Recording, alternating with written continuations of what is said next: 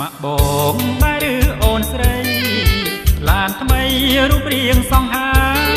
ស្អប់ណាំងប្រកុំចរចាព្រាមពិតជាស្មោះចិនតាត្រូវការរចិនបងទេ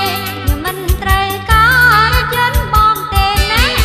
ស៊ូដាម្នាក់ឯងខ្លាចក្រែងលោកឯងប្តីគេបងពិត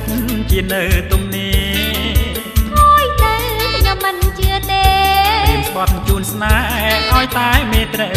ព្រាមស្បត់ជូនស្នេហ៍ឲ្យតែមេត្រី